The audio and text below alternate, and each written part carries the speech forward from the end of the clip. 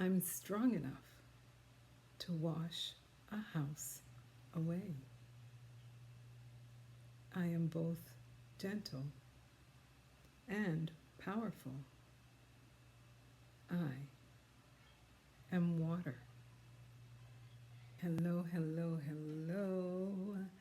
Today I am talking about something that a lot of people probably don't think about. This is Sambuka, the creative empath, the empath who is here for all those who love writing, whether it be poetry, songs, jingles, and if you sing. I am the creative empath for you to help you on your healing. And today I'm talking about, like I said, a thing that a lot of people don't think about, and that is, what element are you? Now, I am not into horoscopes and all of that, but this is something that I realized plays a big part in how we move in life, and that is what element you are. I discovered that I am water, which makes sense now. It didn't make sense in my past. I love water. I love being around water. I love being by a lake or the ocean or a fountain. It just does something for me. And when you know what element you are, when you know what makes your heart sing, then it's easy to rest and rejuvenate. And I'll be talking about something like that in a next video. I don't know how many videos from now, but I'll talk about that on another video. But what element are you? What element, like I said, makes your heart sing? Do you like being in a forest, for instance? Do you like being at a campfire and just watching the fire? I don't know that a lot of empaths are fire element, but because what we tend to do is we are one element and then we push into another to bring us up. So I'm water, but I tend to do fire when I go out, like I'm speaking, like right now. This may be fire. But do you like standing with your feet on the grass or on the sand or something like that? Is there nothing quite like being in a car and your hair, well, our hair doesn't usually fly in the wind. Mine did when it was first coming into locks, but with just the wind blowing on your face.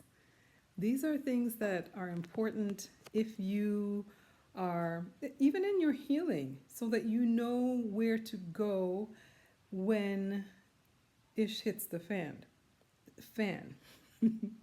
Now, here's an interesting thing about the water element. When I was married, I could not stand being around water, which is interesting because it's my element. Anytime I was around water, especially if it was agitated, I would get very, right? So I asked one of my trainers once when I was in a coaching session, I asked her about it, and she said, it's probably because you're living in turbulent waters that you don't want to be around turbulent waters. It just brings something up in you. And I was living in turbulent waters. Yes? Yes, I was. So I couldn't be around. I live in the Ontario area near Niagara Falls. I couldn't, my ex-husband wanted to drive me over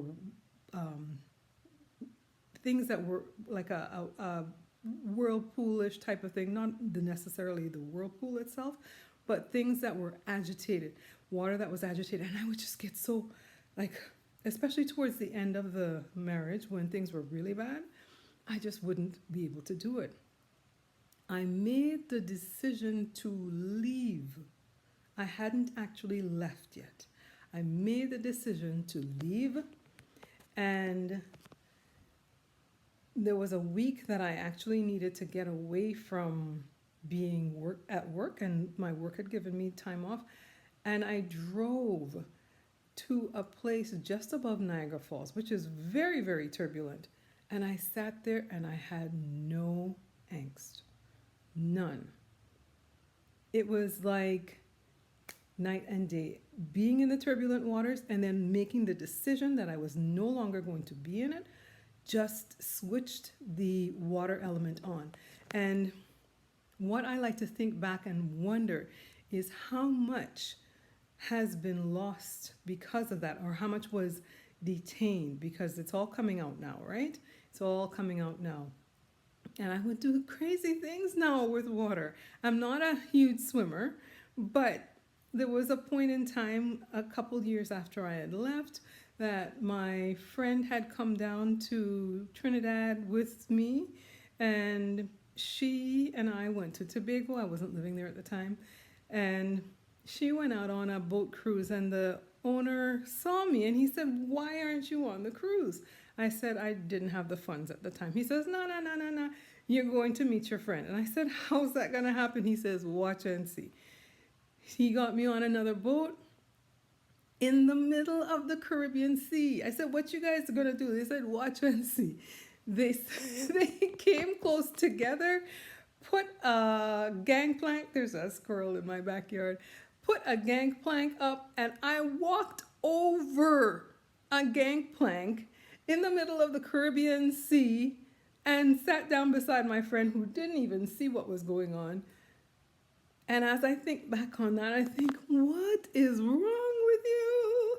There was nothing that I had no fear.